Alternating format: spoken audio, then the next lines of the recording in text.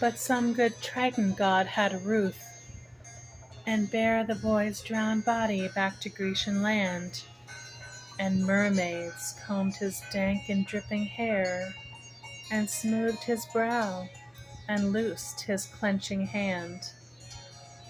Some brought sweet spices from far Araby, and others bade the Halcyons sing her softest lullaby. And when he neared his old Athenian home, a mighty billow rose up suddenly, upon whose oily back the clotted foam lay diapered in some strange fantasy, and clasping him unto its glassy breast, swept landward, like a white-maned maned steed upon a venturous quest. Now where Colonos leads unto the sea, there lies a long and level stretch of lawn. The rabbit knows it, and the mountain bee, for it deserts Hymettus, and the fawn is not afraid, for never through the day comes a cry ruder than the shout of shepherd lads at play. But often from the thorny labyrinth and tangled branches of the circling wood, the stealthy hunter sees young Hyacinth hurling the polished disc, and draws his hood over his guilty gaze and creeps away, nor dares to wind his horn, or else at the first break of day the dryads come and throw the leathern ball along the reedy shore, and circumvent some goat-eared Pan to be their seneschal, for fear of bold Poseidon's ravishment, and loose their girdles with shy timorous eyes, lest from the surf his azure arms and purple beard should rise. On this side and on that a rocky cave, hung with the yellow-belled laburnum stands, smooth as the beach, save where some ebbing wave leaves its faint outline etched upon the sands, as though it feared to be too soon forgot by the green rush, its playfellow, and yet it is a spot so small that the inconstant butterfly could steal the hoarded money from each flower ere it was noon, and still not satisfy its over-greedy love. Within an hour a sailor boy, were he but rude enow, to land and pluck a garland for his galley's painted prow, would almost leave the little meadow bare, for it knows nothing of great pageantry. Only a few narcissi here and there stand separate in sweet austerity, dotting the unmown grass with silver stars, and here and there a daffodil waves tiny scimitars. Hither the billow brought him, and was glad of such dear servitude. And where the land was virgin of all waters, laid the lad upon the golden margent of the strand, and like a lingering lover oft returned to kiss those pallid limbs, which once with intense fire burned, ere the wet seas had quenched the holocaust, that self-fed flame,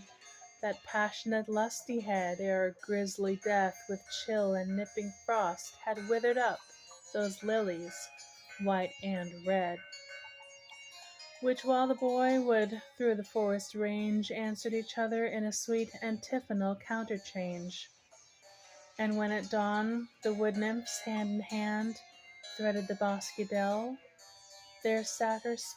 spied the boy's pale body stretched upon the sand,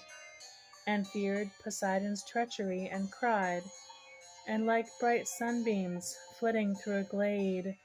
each startled dryad sought some safe and leafy ambuscade,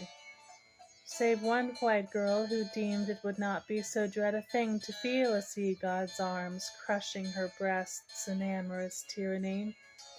and longed to listen to those subtle charms insidious lovers weave when they would win some fenced fortress, and stole back again, nor thought it sin to yield her treasure unto one so fair, and lay beside him thirsty with love's drouth, called him soft names, played with his tangled hair, and with hot lips made havoc of his mouth, afraid he might not wake, and then afraid lest he might wake too soon, fled back, and then, fond renegade, returned to fresh assault, and all day long sat at his side, and laughed at her new toy, and held his hand, and sang her sweetest song, then frowned to see how froward was the boy who would not with her maidenhood entwine, nor knew that 3 days since his eyes had looked on Proserpine, nor knew what sacrilege his lips had done, but said, "He will awake, I know him well. He will awake at evening, when the sun hangs his red shield on Corinth's citadel. This sleep is but a cruel treachery to make me love him more." And in some cavern of the sea, deeper than ever falls the fisher's line, already a huge Triton blows his horn, and weaves a garland from the crystalline and drifting ocean tendrils to adorn the emerald pillars of our bridal bed. For, sphered in foaming silver and with coral crowned head, we two will sit upon a throne of pearl, and a blue wave will be our canopy, and at our feet the water snakes will curl in all their amethystine panoply of diamonded mail,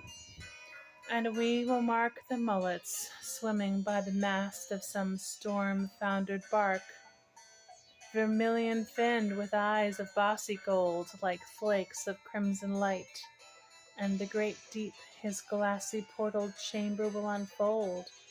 and we will see the painted dolphin sleep, cradled by murmuring halcyons on the rocks,